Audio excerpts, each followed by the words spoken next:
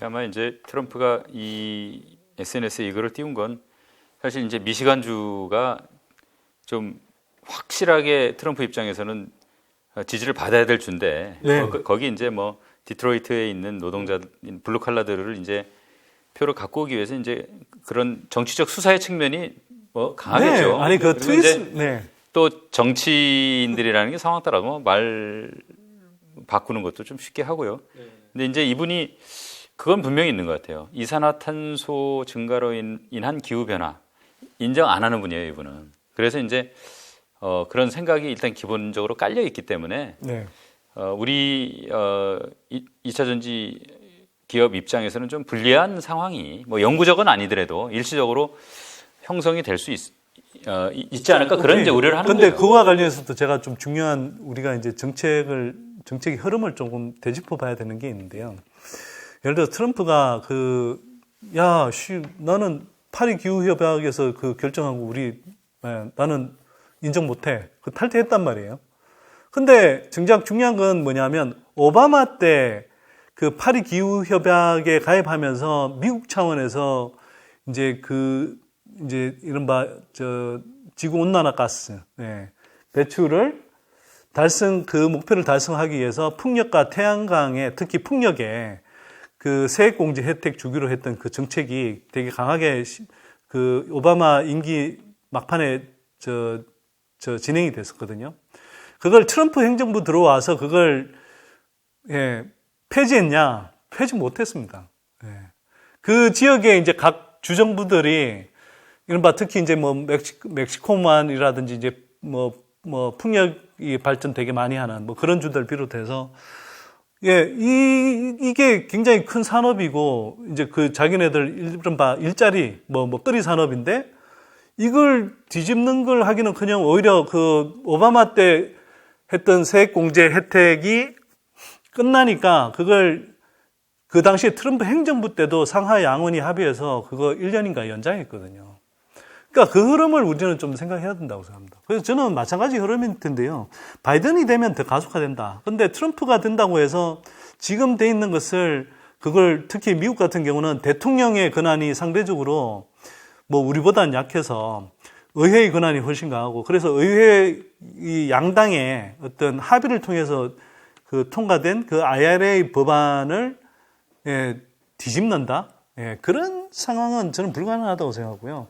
그냥 일부 뭐 이른바 이제 대통령령으로 할 수 있는 뭐 이런 그라든지 그 다음에 일부 뭐 예를 들어 법안의 내용 일부를 이제 조금 뭐 약화시킨다든지 그런 정도는 가능할지 모르겠지만 대세를 뒤집는 건 저는 불가능하고 불가능에 좀 가깝다고 오히려 생각하는 편입니다. 좋습니다. SNE 리서치가 2035년에 차량용 배터리 시장이 800조 정도 될 거라고 추산을 했어요. 네.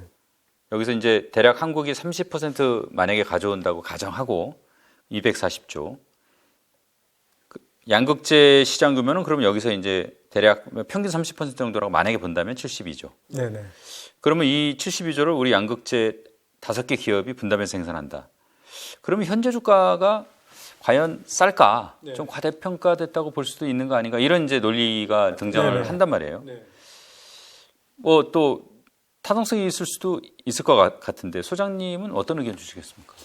일단 아마 그 800조 정도로 이제 잡는 이유는 지금 미국의 이제 그 정부 산하기관 중에 한 연구소에서 내놓은 자료를 보면 2030년 정도 가면 대략 그 전기차 침투율이 한 60% 정도 될 거라고 보는 것 같습니다. 그래서 전 세계 차량용 시장을 사실 8천만 대가 넘지만 지금 하여튼 뭐 8천만 대 정도로 좀 보수적으로 잡고 그렇게 해서 이제 한 60% 정도로 잡으면 대략 한 5천만 대 가까운 이제 판매량이 되는데 그 중에 이제 뭐 자동차 가격이 이제 뭐 예를 들어서 한 1,000만 원, 2천만 원대부터 해서 뭐 1억, 뭐 수억 원대까지 이렇게 잡는데 평균 가격을 한 4천만 원 정도로 잡는다고 하면 대략 한 뭐 4, 5, 20, 2천조 정도의 시장이 전기차 시장이 형성되는 거고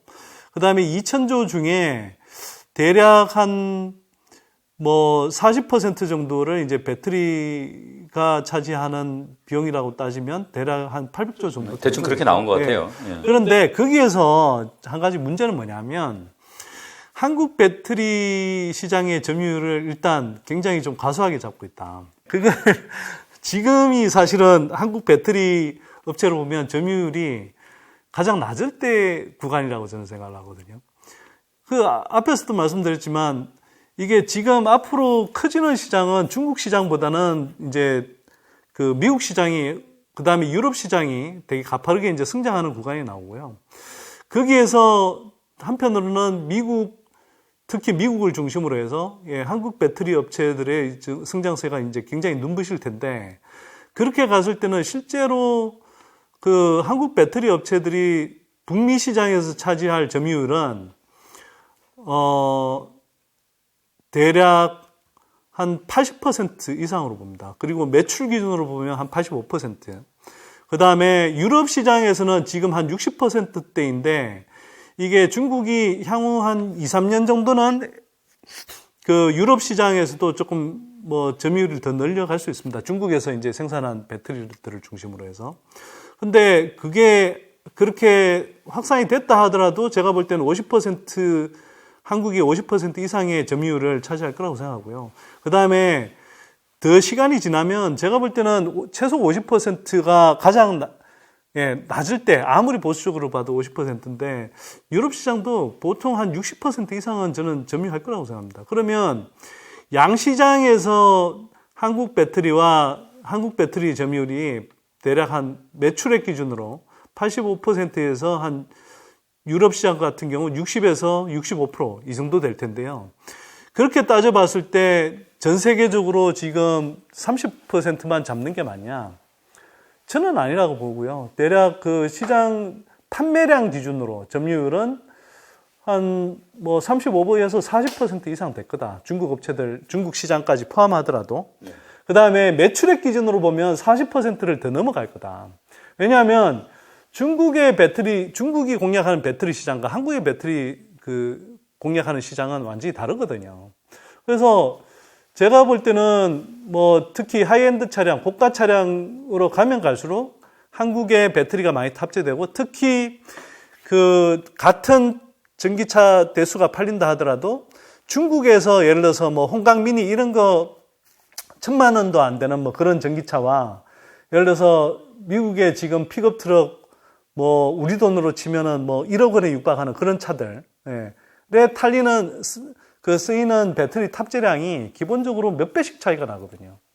그러면 그런 것들을 감안해 봤을 때 한국이 실제로 미국 시장 또 유럽 시장 성장하면서 차지할 점유율은 제가 볼 때는 판매량 기준으로 또 최소 40% 이상이고 합산. 그 매출액 기준으로 따지면 45% 50% 이상이 될 가능성이 높다고 생각합니다. 특히 이게 자동차 시장하고는 다르게 배터리 시장은 상위 몇 개 업체가 전체 시장을 좌우하는 그런 시장이 지금 형성되어 있거든요. 그래서 앞으로 그거는 이제 중후장대한 이제 설비 투자를 계속 해야 되기 때문에 그런 경향은 오히려 심해지면 심해질지 약해질 가능성이 낮은데 그러면 살아남는 업체들은 LG엔솔, 삼성 SDI, 뭐 SK온 이 세 개, 한국에서 세 개 업체. 그 다음에 중국의 CATL, 비아디 이런 정도이고, 그 다음에 일본의 파나소닉 뭐 이런 정도가 뭐 실질적인 대략적인 전망이 그런 것 같아요. 네. 그런데 그 중에 뭐 한국의 세 개 업체가 제가 볼 때는 제가 아까 이야기한 건 되게 보수적으로 이야기한 거고요. 기본적으로 전 세계 판매량 기준 점유율도 50% 가까이 되고. 매출 기준 점유율은 50% 넘어서 55% 이 정도 충분히 넘을 수 있다고 저는 보거든요. 그 중에서 한국 배터리 업체들의 점유율을 대략 이제 400조, 그 다음에 또는 뭐 한 450조 이렇게 잡을 수 있을 텐데 400조 정도로 잡자고요. 그럼 400조 정도로 잡고 그 중에 다시 양극재가 차지하는 비중이 대략 한 40% 좀 넘어가니까 그냥 보수적으로 잡아서 160조 이렇게 이제 저는 잡아야 된다고 생각하고. 그럼 160조로 잡으면 2030년 갔을 때 160조 시장이 형성이 되는데 이거는 전기차 시장만을 놓고 봤을 때 그런 거고요. 지금 현재 굉장히 빠르게 성장하고 있는 ESS 시장. 그 다음에 뭐 얼마 전에 뭐 기사도 났지만 LG 엔솔에서 이른바 항공용, 그냥 항공기형 그 배터리를 지금 개발하고 있다고 지금 기사가 났거든요. 그거는 이제 무게가 가벼워야 되기 때문에 리튬항 배터리를 이제 지금 만들고 있습니다. 그런 이제 시장들이 이제 본격적으로 성장하는 구간에 이제 들어가는 거거든요. 뭐 제가 뭐 지난번에 나왔을 때 노르웨이 갔다 와서 뭐 전기 요트나 전기 크루즈 뭐 이런 이야기도 했었지만 뭐 그다음에 이제 이른바 트럭조차도 이제 전기 트럭이 상당 부분이 이제 뭐 다니게 되나 뭐 그런 이제 시기들이 이제 다가오게 되는데 그러면 실제로는 뭐 배터리 시장도 그렇고 양극재 시장도 그렇고 저는 그 정도 규모에 머무를 거라고 생각하지 않습니다. 그래서 대략 뭐 그보다는 몇십 % 이상 매출 기준으로 더 많은 시장이 형성될 거다. 뭐 이렇게 보는 거고요. 양극재 시장이 200조 정도 잡으면 그 200조를 뭐 5개가 나눠 간다고 하지만 사실은 그 캐파상으로 봤을 때 뭐 에코프로비엠하고 포스코 퓨처엠이 상대적으로 더 큰 시장 더 큰 점유율을 차지하고 그다음에 LG화학, 뭐 LNF 또 코스모 신소재 이런 상대적으로 조금 더 이제 작은 업체들이 캐파에서 더 작은 업체들이 이제 나눠 간다고 하면 200조 시장 중에 대략 뭐 따라서 다르긴 하지만 뭐 에코프로비엠이나 포스코 퓨처엠 같은 회사들이 다 뭐 70조, 80조씩은 다 할 수도 있는 거죠. 저는 뭐 그렇게 보기 때문에요. 그렇게 시장이 보수적으로 제가 볼 때는 좀 보수적으로 잡아도 이런데 뭐 아까 70 몇 조라고 말씀하셨나요? 72조. 얼마 전에 이제 포스코 퓨처엠이 그 양극재 2030년 가면 양극재 생산 캐파를 100만 톤으로 한다. 뭐 이랬더니 아니 100만 톤을 채워줄 시장이 어딨냐 그러면서 그러는데 100만 톤이면 만 톤당 5천억 정도를 잡으면 50조 원 정도에 해당하는 물량인데 사실은 저는 오히려 향후에 형성될 시장 규모를 생각하면 적게 잡았다고 보는 거예요. 오히려. 그리고 그런데 이제 그 어떤 에너지 같은 경우는 100만 톤을 다 채울 수 있겠냐 이렇게 이야기를 하는데 그리고 캐파 기준으로 보는 게 또 문제가 되는 게 뭐냐 하면 100만 톤 캐파를 구축했다고 해도 그걸 다 풀 가동해서 그리고 그게 나오는 게 다 뭐 양품이어서 수율 뭐 100% 되는 게 아니거든요. 보통 풀 가동 우리가 보통 업계 방문해 보면 풀 가동의 개념이 뭐냐면 한 80% 정도 가동하고 있으면 그 풀 가동이라고 보거든요. 왜냐하면 일시적으로 뭐 이런저런 뭐 설비 정비 시간도 필요하고 또 뭐 원재료 공급 뭐 이런 것들을 감안했을 때 일시적으로는 막 그 풀 가동 진짜 100% 가동하지만 실제로 어떤 특정 기간에 이런저런 이렇게 그 시간 손실, 타임 로스들을 이렇게 감안하면 실제로는 한 80% 정도의 가동률이 거의 최대치인 경우가 많거든요. 근데 포스코 퓨처엠 그 100만 톤 가동하는 걸로 그 100만 톤 캐파를 구축한다고 생각해 보면 실제로 거기서 나와서 생산되는 그 양은 사실 80만 톤에 해당하는 양이라고 보면 되는 거거든요. 근데 그래서 저는 드는 생각이 포스코 퓨처엠이 100만 톤 이야기 하는 게 사실은 시장 수요보다 더 적을 것 같은데, 오히려 너무 보수적으로 잡았다고 이렇게 저는 생각을 하는 편인 거고요.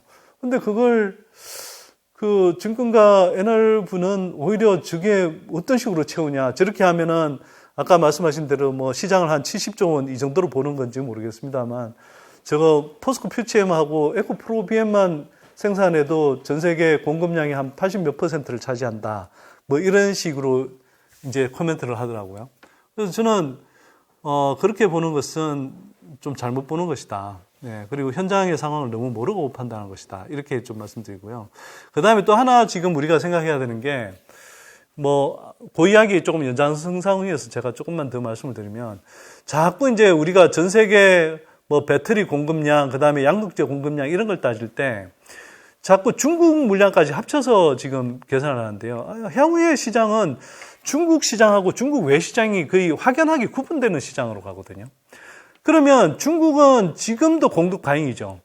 공급 강인데 제가 앞에서 이제 잠깐 말씀을 드렸는데 중국에서 생산되는 그 배터리 중에는 실제로는 쓰지 못하는 그냥 정부 보조금만 따내려고 하는 그런 정말 퀄리티 엄청 나쁜 그런 배터리들이 되게 많습니다. 제가 볼 때는 최소 지금 중국에서 생산되는 배터리 생산량 그 공급 가능하다는 물량의 30% 이상은 전기차에 제대로 쓸 수 없는 배터리들이에요.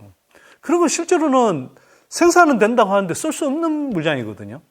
그리고 거기에 들어가는 양극재, 뭐 소재 이런 것들도 실제로는 시장에서 전혀 쓰이지 않는 물량들입니다. 근데 그런 것까지 지금 다 계산해서 자꾸 계산을 해서 공급 강이다 이렇게 주장하는 분들이 계시거든요. 저는 그건 틀린 이야기라고 생각합니다. 오늘 뭐 약간 장시간 지금 열띤 토론을 했는데 사실 이게 어떤 현상을 볼 때 스펙트럼이 참 다양해요. 그래서 우리가 이제 어떻게 보면 한쪽으로 쏠리는 것 자체가 위험한 거지 여러 가지 견해가 존재한다는 건 저는 건강한 거의 증거라고 보거든요. 그래서 어쨌든 소중한 돈을 투자하시는 분들이 또 이 머니를 보면서 여러 가지 이제 투자에 참고할 만한 내용들을 또 얻어 가시는 거니까 그래서 좀 다양한 측면에서 좀 고민을 해보시고 뭐 여기 앉아 있는 우리 선 소장님이나 제가 재산을 지켜드릴 수 있는 건 아니니까 결국 재산은 투자자 본인이 지켜야 되는 거니까 그런 냉철한 판단을 하는데 좀 도움이 되십사 해서 제가 오늘 여러 가지 하여간 좀 여쭤봤습니다. 아니, 오늘 사실 뭐 그런 질문 주신 건 저는 되게 좋은 질문이라고 생각하고요. 사실 그렇게 물어봐 주셔야 사람들이 사실 궁금해 하거나 이제 가려운 부분들을 이제 좀 다시 생각해 볼 수 있는 거고 또 저도 이제 답변하기가 편한데 제가 이 말씀은 좀 드리고 싶어요. 대체로 그 전기차 침투율이 높은 나라이고 상대적으로 전기차 전환, 에너지 전환에 적극적인 나라일수록 그 향후의 시장 전망도 좀 적극적으로 하는 경향이 있습니다. 예를 들면 제가 뭐 노르웨이 말씀을 드렸잖아요. 노르웨이의 배터리 관련 업계에 있는 분이 올 봄에 한국에 와서 이제 강연을 하는데 제가 이제 지금 정확한 수치는 당장 잘 기억이 안 납니다만 일반적으로 그 시장에서 이야기하는 것보다 전기차 침투율뿐만 아니라 배터리 그 시장의 크기 이런 것들을 한 50% 이상 크게 잡더라고요. 근데 그분 말이 틀릴 수도 있죠. 그분은 아마 이제 뭐 이런 전기차 침투율이 빠르거나 뭐 그리고 그런 방향으로 좀 적극적으로 이제 가고 싶어 하는 나라의 업계에 뭐 어떤 영향을 뭐 은연중에 이제 받아서 그럴 수도 있을 겁니다. 근데 제가 이상하게 느끼는 건요. 한국은 그러면 전기차 산업이 지금 전 세계에서 가장 발달하고 그리고 뭐 얼마 전에도 이제 뭐 서울대 서울대 교수 한 분이 이미 그런 이야기 했고 저희도 했던 이야기지만 2025년 되면 메모리 반도체 산업을 넘어서 2차 전지 산업이 한국에서 가장 큰 산업이 될 거다라고 이야기를 하잖아요. 이건 그냥 뭐 저 같은 사람이 이야기가 아니라 어쨌거나 국내에서 뭐 가장 권위를 갖고 있는 서울대에 이제 그 관련 교수가 하시는 말씀이니까. 그러면 이런 나라에서 왜 전기차나 2차 전지와 관련해서는 굉장히 특히 한국 배터리 산업과 관련해서 왜 지속적으로 이렇게 보수적인 전망을 내놓고 그리고 한국의 배터리 산업 자체에 대해서 계속 약점 위주의 정보가 흘러다닐까? 이거 굉장히 저는 이상하다고 생각하거든요. 근데 왜 한국에서 2차 전지 산업이 이렇게 커지고 있는데도 왜 그런 이야기들보다는 오히려 한국 업체들이 위험하다, 위기다, 뭐 중국에서 무슨 LFP 배터리 뭐 성능 개선했다 그래봐야 우리 배터리보다 그렇게 크게 좋아질 수 없는 어떤 태생적인 한계들을 갖고 있는 그런 배터리들이 그것도 양산 단계에서 뭐 실제로 굴러가는 차를 타서 그걸 사람들이 검증해 볼 수 있는 것도 아니고 일방적인 뭐 CATL이라든지 이런 업체들의 어떤 일방적인 홍보 그런 것들이 홍보성 그런 기사가 나오면 그게 거의 기정사실인 것처럼 자꾸 뭐 배터리 흔들, 뭐 한국 배터리 위기 뭐 이런 식의 보도들이 끊임없이 나온단 말이에요. 도대체 이 현상이 뭘까? 그래서 뭐 제가 오늘 드린 말씀은 저라고 해서 뭐 다 맞는 이야기가 아니고 하지만 제가 그래도 자신 있게 말씀드릴 수 있는 건 탐방을 가보면 도대체 이 나라의 미래가 어디 있는지 너무 생생하게 느껴진다. 탐방 가보면 야, 지금 정말 제가 지난번에 이야기했는데 얼마 전에도 제가 뭐 그 어떤 업체 한 군데를 갔는데 그 업체가 이미 4년 전에 비해서 100배, 주가가 100배가 올랐더라고요. 근데 그 회사가 주가가 100배가 올랐는데 앞으로도 제가 볼 때는 향후 한 뭐 5, 6년, 7, 8년 사이에 최소 10배 이상 또 더 오를 것 같아요, 주가가. 예. 근데 그럴 수 있는 이유가 뭐냐? 실적이 지금 2천억, 3천억 나오는데 그 회사가 2년 지나면 뭐 1조 몇천억이 되고 거기서 다시 2, 3년 지나가면 2조, 3조짜리 회사가 될 것 같거든요. 그런 변화가 지금 벌어지고 있습니다. 그걸 근데 현장에 있는 2차 전지 업계에 있는 그 업계 사람들은 다 알거든요. 그래서 이상하다고 그러는 거예요, 저한테. 아니, 어떤 양극재 업체 사람 만났는데, 우리가 생각하기에는 그냥 우리가 지금 개발하고 있는 코발트 프리, 이게 가성비가 짱이어서, 저 LFP 배터리 저거 좀 지나면은 퇴조할 것 같은데, 왜 저렇게 난리 치는지 모르겠다고 그러고. 그리고, 뭐, 지금, 뭐, 아까 제가 말씀드린 북미 쪽에 향후 한 2, 3년 동안에 캐파를 10배 늘리게 돼 있는, 그런 업체 같은 경우도, 아니, 중국 업체들이 가면은 다 우리보다 기술 수준도 너무 떨어지고, 뭐 소재든 장비든 기술 수준이 떨어져서 우리를 도저히 따라올 수 뭐 없는 게 눈에 뻔히 보이는데, 그 왜 자꾸 언론에서 자꾸 뭐 이 중국 위협론을 이렇게 자꾸 부각시키는지 모르겠다. 이렇게 이야기를 하거든요. 그래서 제가 진짜 이상하다는 겁니다. 왜 이런 업계의 생생한 이야기들이 도대체 정권가에서는 그런 이야기들이 전혀 왜 반영이 안 되고 언론에서도 왜 그런 이야기가 안 나오는 건지 진짜 이상해요, 진짜로. 양산개발 능력에서 한국하고 중국의 기술력 격차는 상당히 많이 차이 납니다. 양산개발 능력이라는 건 뭐냐 하면 같은 배터리를 생산하더라도 얼마나 빨리 생산하느냐, 얼마나 수율을 빨리 잡느냐, 얼마나 좋은 양품들을 많이 생산하느냐, 그러면서도 원가 구조를 낮춰서 수익성을 남기느냐, 이건데요. 제가 앞에서 잠깐 말씀드리면 중국 외 시장을 벗어나면 미국하고 유럽에서의 양산 개발 능력은 한국하고 중국은 저는 잽이 안 된다고 생각합니다. 왜 그렇게 생각하냐? 우리가 반도체 때와는 다르게요. 한국 제조업이 상당히 발전한 수준에서 지금 2차 전지 산업이 지금 성장하기 때문에 그 제조업의 전체적인 역량이 중국하고 한국만큼의 그 역량이 2차 전지 산업에 고스란히 반영이 된다니까요. 그래서 예를 들면 이런 겁니다. 전국 공정에 믹싱 장비 만드는 업체가 있어요. 이 믹싱 장비 만드는 업체는 SK온하고 지금 그 연속식 믹싱 시스템이라는 걸 개발하고 있는데 배터리 그 생산 공정에서 가장 큰 높이를 차지하고 수십 미터가 되는 장비에다가 길이도 한 몇십 미터 되는 그 장비가 믹싱 장비인데 이게 지금 배터리 생산 캐파를 투자할 때 배터리 업체는 그만큼 부지를 많이 잡아야 되고 공장 높이를 많이 올려야 되잖아요. 이걸 연속식 믹싱 시스템이 개발되면은 이 사이즈를 5분의 1로 줄여버립니다. 완전 게임 체인저 같은 그런 이제 공정 장비를 지금 만들고 있거든요. 그런데 이게 지금 믹싱 장비 같은 경우는 그러니까 믹싱 장비 업계에서의 국내 1, 2, 3위가 세계 1, 2, 3위예요.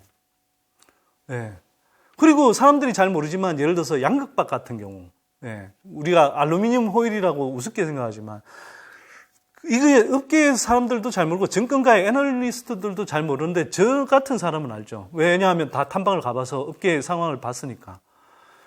양극박 같은 경우도 국내 1, 2, 3위가 세계 1, 2, 3위예요. 기술력이. 되게 진입장벽 쉽다고 생각하는데 그거 진입장벽이 쉽지 않거든요. 이걸 제가 뭐 오늘 이 시간에 쉽게 말씀드릴 수가 없고. 그런 소재와 장비들을 누가 갖고 가냐? 국내 배터리 3사들이 갖고 갑니다. 레이저 노칭, 양극재 레이저 노칭까지 하는 회사 국내에 있습니다. 그 다음에 뭐 충방전 같은 경우도 중국 업체들이 사실은 뭐 저가 경쟁해서 이제 다 따라왔다고 생각했는데 예, 국내 다른 2차 전지 장비 업체 하나가 그거 사이즈를 2분의 1로 줄이면서 예, 훨씬 더 이제 성능 좋은 충방전 장비 만들었거든요. 그런 거 다 국내 배터리 3사들이 채용해서 예, 그 업체들하고 양산 개발해 가면서 예, 생산성 높이고 수율 잡아가고 하는 과정을 거치는 거고요. 자동화 공정 장비도 아까도 제가 말씀드렸지만 중국보다 한국이 훨씬 뛰어나거든요. 예, 그래서 미국에서 유럽에서 생산 캐파 구축한다? 중국 업체들은 지금 본격적으로 안 지어서 그렇지 자기네들 지어보면 생산비 엄청 들어가고요. 예, 한국 업체들을 경쟁력에서 못 따라옵니다. 특히 수익성에서. 그게 이제 예를 들어서 25년, 26년 지나서 우리가 IRA 세제 혜택 받아서 그게 이제 뭐 엄청나게 이제 돈을 벌고 수익이 쌓이잖아요. 그럼 그 다음부터는 계속 이제 캐파 구축을 더 확대해가면서 지어대야 되는데 그 단계 들어가면 저는 한국 업체들이 예, 적어도 비중국 시장에서는 훨씬 앞서갈 거라고 생각하거든요. 예. 근데 제가 보니까 국내에 어찌된 건지 뭐 증권가도 그렇고 언론들도 그렇고 이런 어떤 예, 양산 개발 능력의 차이 이런 것들을 설명해 주는 데가 없어요. 그거 답답한 거죠. 이게 업계 관계자들이 나와서 해주면 좋겠는데 업계 관계자들은 사실은 자기네들 그냥 기업 하나하나만 알잖아요. 근데 저는 업계를 두루두루 다 다녀보니까 아 이렇게 해서 정말 야 한국의 배터리 산업이 총체적으로 토탈 경쟁력이 굉장히 뛰어나구나. 이걸 지금 저는 느끼는 거죠. 그리고 설명을 드리는 거고. 예. 그래서 저는 걱정 안 합니다, 사실. 저도 뭐 다양한 뷰 중에 하나겠지만 굳이 따지자면 예, 제 뷰가 예, 그렇게 틀린 뷰가 될 거라고 생각하지 않습니다. 이 정도로 마무리하겠습니다. 네. 좋습니다. 자, 길게 보고 가시죠. 예, 오늘 하여간 열띤 토론 고생하셨습니다. 고맙습니다. 네, 고맙습니다.